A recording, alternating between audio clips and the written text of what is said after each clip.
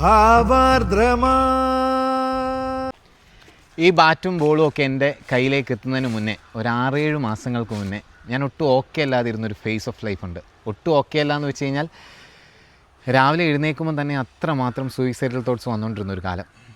Mentally, physically, financially ഒക്കെ അത്ര പൊട്ടയായിരുന്നൊരു ടൈമാണ്. ഭയങ്കര ശോകം. അതായത് ആകെ എന്ന് പറഞ്ഞാൽ നേരെ മദ്യപിക്കാൻ പോകും, അതുമാത്രം ഒരു ഡിസ്ട്രാക്ഷൻ തന്നുകൊണ്ടിരുന്നത്. ഭയങ്കര പൊട്ട സമയം. ആകെ ചെയ്തുകൊണ്ടിരുന്ന ക്രിക്കറ്റ് എപ്പോഴെങ്കിലുമൊക്കെ കളിക്കാൻ പോകും, വീഡിയോസ് എടുക്കും, ചുമ്മാ ഇൻസ്റ്റാഗ്രാമിലെടുത്ത് റാൻഡമായിട്ടിടും.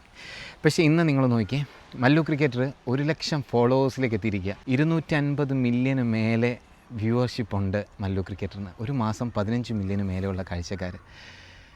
അങ്ങനെ ഒരു കമ്മ്യൂണിറ്റി ഉണ്ടാക്കിയെടുക്കാൻ എനിക്ക് പറ്റിയത് ഇത് എൻ്റെ മാത്രം ക്രെഡിറ്റ് ഒന്നുമല്ല. ജോമോൻ വന്നിട്ട് ജോമോൻ ചെയ്ത കാര്യങ്ങൾ ഞാൻ അവനുമായിട്ട് കണക്റ്റ് ആവുന്ന സമയത്തൊക്കെ ഞാൻ ബോധത്തോടെ എന്തെങ്കിലും അവനോട് സംസാരിച്ചോ എന്ന് അറിയത്തില്ല. ഇല്ലാത്ത സ്വപ്നങ്ങളുണ്ടാക്കി പറയുക, ഒട്ടും പ്രതീക്ഷയില്ലാതിരുന്നു, ഒട്ടും പ്ലാൻ ഇല്ലാതിരുന്ന ഒരു കാലത്ത്.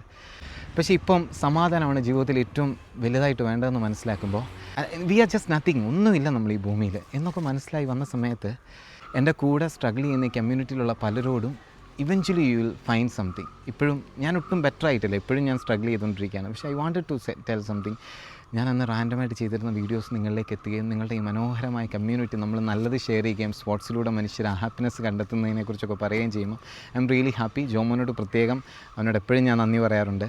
എൻ്റെ അമ്മ ഒരു ടൈമിൽ ജീവിതത്തിൽ ഒന്നും ഇല്ലാതിരുന്ന സമയത്ത്, എല്ലാവരും എന്നെ വേണ്ടാന്ന് വെച്ച സമയത്ത് അമ്മ was with me. So all credit to അമ്മ.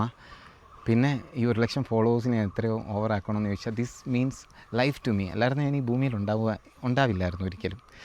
സോ പിന്നെ ചേച്ചിമാരെൻ്റെ കൂടെ നിന്നത്. സോ കുറേ വർഷങ്ങൾക്ക് ശേഷം നമ്മൾ ഹീലാവും എന്ന് തന്നെ വിചാരിക്കണേ.